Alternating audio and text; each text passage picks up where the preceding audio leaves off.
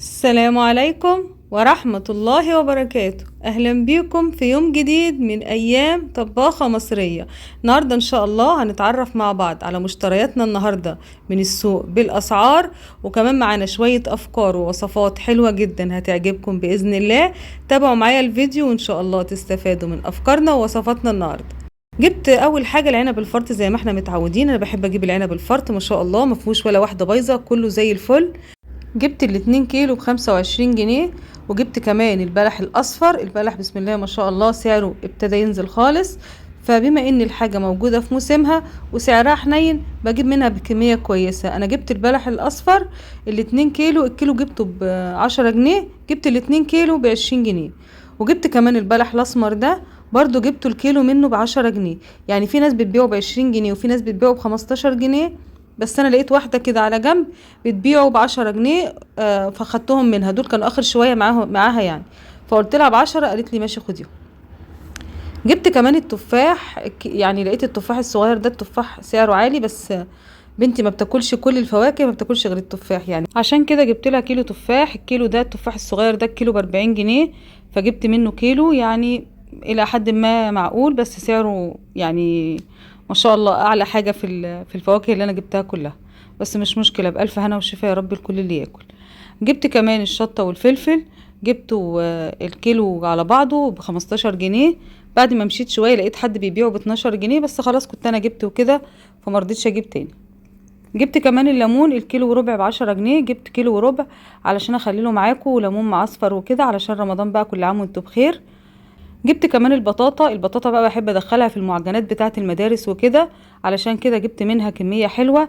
كانت الكيلو ونص ب10، جبت كيلو ونص. اللي نشويه واللي اعمله للمدارس بقى والقرص بتاعه السندوتشات دي بتبقى حلوة قوي. القرص بتاعه البطاطا، يعني البطاطا قيمتها الغذائية عالية وبدخلها في المعجنات بتبقى طعمها حلو قوي. جبت كمان الخيار الى حد ما سعره ابتدى ينزل شوية، جبت الكيلو منه ب15 جنيه.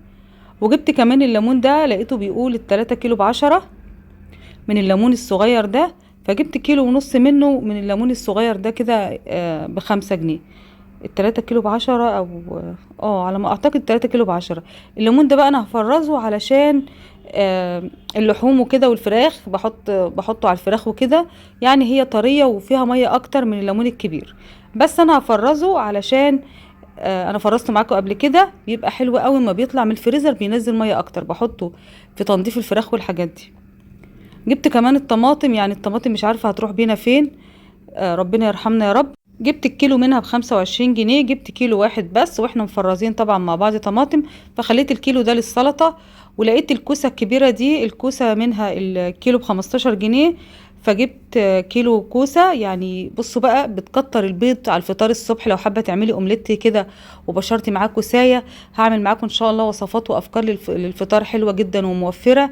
بصوا بقى، الكوسة دي بتدخل في اي حاجة ولا بتبان طعمها ولا باي حاجة، وبتكتر الكمية وكمان قيمة غذائية عالية. الخضرة بقى ابتدت الى حد ما ترخص شوية، انا جبت ال4 ب10. جبت كمان الجرجير برضو ال4 ب10، فالى حد ما سعر الخضرة ابتدى ينزل، فدي حاجة كويسة بقى بوادر الشتاء والخضار الجميل ان شاء الله. فجبت 4 من دي و4 من دي، ما شاء الله شايفين يعني. كنا الاول بنجيب الرابطة ب10 جنيه وب15 جنيه، فالحمد لله ان سعرها ابتدى ينزل وكده. شايفين ما شاء الله كمية الجرجير حلوة جدا ب10 جنيه. حاولي تدخلي الجرجير من الخضروات الحلوة جدا اللي بتفيد الشعر، حاولي تدخليها للولاد في اكلاتهم وكده. يعني اغسلي جرجير كده وحطيه جنب الاكل، دخليه في السلطة، بيبقى حلو جدا ومفيد، وكمان ما شاء الله بيعمل كمية حلوة. جبت كمان القتة، يعني جبتها الكيلو ب15 جنيه، فجبت كيلو منها. والملوخية برضو جبت منها، لقيت التلاتة ب10 جنيه، جبت 3 علشان برضو نعمل منها وجبة، ونحط وجبتين منها في الفريزر وكده، او على حسب بقى يعني. شوفي انت بيكفيكي قد ايه، احنا الرابطة ما شاء الله ممكن تكفينا مرتين، فهعمل كمية كده. وفرزت معاكم الملوخية باكتر من طريقة على القناة، فان شاء الله هفرزها برضو بطريقة سهلة وبسيطة كده وسريعة علشان ما تاخدش وقت ومجهود معايا. جبت كمان المكرونة، بحب مكرونة رويال وشاركتها معاكم كتير، فكان عندي مكرونة اقلام وكان عندي سباكيتي، وما كانش عندي مكرونة من الصغيرة دي، فجبت كده كيس من اللي هي الصغيرة دي وكيس من اللي هي كبيرة شوية. وجبت كمان نص كيلو من الفول بتاع التدميس علشان كان الفول بتاعي قرب يخلص. بحب دايما يبقى عندي فول مدمس حطاه في برطمانات في باب التلاجة، بيوفر معايا كتير جدا. يعني الولاد جعانين ومفيش اكل، بتطلعي شوية فول معلقتين كده من البرطمان وما بحطوش في الفريزر ولا حاجة، لا في برطمان كده محكم الغلق زي برطمانات الصلصة وزي اي برطمانات بنحطها في باب التلاجة. بيقعد معاكي بقى شهر 2 3 من غير ما يجراله اي حاجة. جربي تحطي الفول المدمس في البرطمانات الازاز وتقفليه كويس جدا وهو ساخن، بيفضل يقعد معاكي مدة طويلة جدا من غير ما يجراله اي حاجة خالص. بطلع منه بقى في اي وقت ما عنديش اكل، لسه ما عملتش غدا، بطلع منه وبعمل للولاد، بيبقى حلو جدا. دي كانت مشترياتنا من السوق النهاردة، حبيت أشاركها معاكم بالأسعار، ويا رب أكون قدرت أفيدكم بمعلومة حتى ولو بسيطة. تعالوا بقى نشيل كل الحاجات دي ونشوف هنعمل إيه تاني مع بعض وإحنا بنشيل الخضار بتاعنا كده ونحطه في مكانه في التلاجة. يلا بينا ندعي لإخواتنا في فلسطين. اللهم انصر إخواننا في فلسطين وفي أهل غزة خاصة. اللهم ارفع عنهم الظلم والاضطهاد، وأن تعيد لهم الأرض المقدسة، وأن تجعل المسجد الأقصى حرا شريفا آمنا. اللهم آمين يا رب العالمين. اللهم انصر إخواننا المستضعفين في كل مكان. يلا بينا نذكر الله، ألا بذكر الله تطمئن القلوب. لا إله إلا الله وحده لا شريك له، له الملك وله الحمد، يحيي ويميت وهو على كل شيء قدير. صلوا على النبي. اللهم صل وسلم وبارك على سيدنا محمد وعلى آله وصحبه أجمعين وسلم تسليما كثيرا. تعالوا بقى موريكم جبت ايه كمان من السوق. يعني لقيت السمك المكريل الاصلي، هو كان سعره ب190 جنيه وب200 جنيه، فقعدنا مدة كده ما نجيبوش، عملنا مقاطعة عليه شوية لان كان سعره فعلا عالي جدا. بس انا لقيته النهاردة ب15 جنيه، فجبت منه كده حوالي يعني كيلو وربع حاجة زي كده، مش فاكرة بالظبط جبت قد ايه، كان حوالي ب170 175 حاجة زي كده. وقلت بقى اعمل منهم كده الوجبة الحلوة. عندي الولاد بيحبوا السمك المكريل قوي، وتقدري تجيبيه وتعملي منه التونة في البيت برضو بتبقى حلوة جدا. ان شاء الله هبقى اعملها معاكم مرة كده، بس اما الاقي برضو السمك سعره حنين شوية. المكريل ده من احسن انواع الاسماك، قيمته الغذائية عالية جدا، يا ريت تجيبوه. تعرفي ازاي ان هي اصلي ولا لا؟ بصوا بتشوفي كده اللون بتاعها من بره بيبقى مختلف تماما زي ما انا وريتها لكم كده، بيبقى باين خالص ان هو اصلي، بيبقى لونه اخضر كده وتحسي فعلا انه طالع من البحر يعني. وكمان الخياشيم بتاعته بتبقى حمرة كده لا بيبان بيتعرف. ومن جوه كمان اللحم بتاعه بتحسي كده ان لونه وردي من جوه يعني. عشان تعرفي السمك المكريل الاصلي مش من الاصلي من التقليد، بتبصي على جلد السمك من بره كده. انا طبعا مش جايبه كميه كبيره وعايزه الكميه تقضيني، شايفين لونه بامبا ازاي زي ما انا بوريكم. فانا عايزه كميه السمك دي يعني كيلو وربع، كيلو و150 جرام حاجه زي كده، مش كميه كبيره.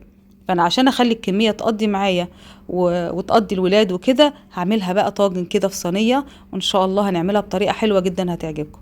قطعت السمك، غسلته كويس جدا، وبعد ما غسلته وعصرت عليه ليمون وشوية خل كده شطفته تاني، وابتديت برضو اعصر عليه ليمون تاني. ده الليمون اللي انا جايباه اللي انا بقول لكم عليه 3 ب10، شايفين يعني ما شاء الله مليان مية. فاخد منه كده ليمونة او 2. وتعالوا بقى اما افكركم ببرطمان الانقاذ بتاعنا اللي انا كنت عاملاه معاكم على القناة، يعني قدر الله ما شاء فعل. بنتي كانت حطاه كده في باب التلاجة، معرفش كانت حطاه ازاي، بفتح الباب لقيت لي البرطمان نزل على الارض. فيعني الحمد لله ان هي جت في البرطمان بتاع الخلطه دي، والحمد لله ما جاتش في حد في الولاد وكده. وانا يعني وقع مني انا، ما وقعش منهم عشان الازاز ما كانش يعورهم ولا حاجه. فلميته طبعا وما كانش ينفع يستخدم خالص عشان الازاز وكده.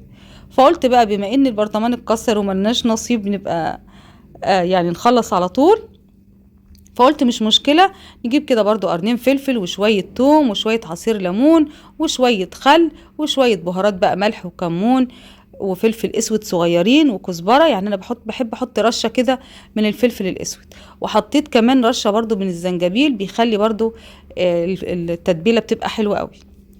ابتديت بقى كده اخد جزء من التتبيله بتاعتي وابتديت اتبل السمك بتاعي. هتبله بقى كويس جدا. يعني اول حاجه عملتها ان انا غسلت السمك وتبلته. كل ما السمك بقى يقعد في التتبيله كل ما يشرب كده من البهارات بتاعتنا ومن طعمها وبيبقى حلو.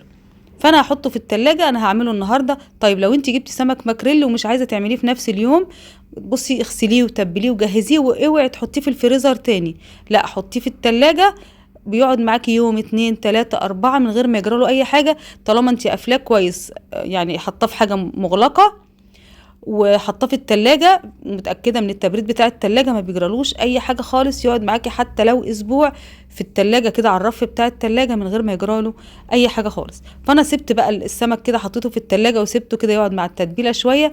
وكانت بنتي قطفت الملوخية وغسلتها، وابتدينا ننشفها كويس جدا، وابتدينا نفرزها بأبسط بقى الطرق. يعني دي طريقة سريعة لو انتي مستعجلة.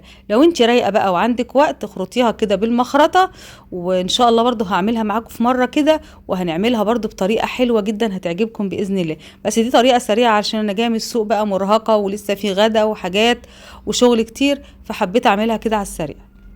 بعد كده بقى جبت كام بصلايه كده وحطيتهم، قطعتهم شرايح، حطيتهم على النار مع معلقتين زيت، ونزلت عليهم بشويه ملح وشويه بقى فلفل كده من الاخضر اللي احنا جايبينه، وشويه اصفر على شويه احمر كنت حطاهم في الفريزر.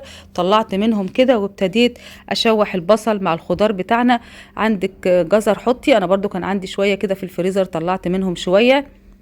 عايزه بقى تحطي اي حاجه، حطي اي خضار تحبي تضيفيه، ضيفيه في الوصفه دي، بيدي طعم حلو قوي للسمك بتاعنا. بعد كده بقى هبتدي اتبل. حطيت شويه من الكمون، وطبعا انا حاطه ملح بس، هرجع احط ملح تاني، ورشه صغيره من الفلفل الاسود، وطبعا رشه من الكزبره، ورشه من البابريكا.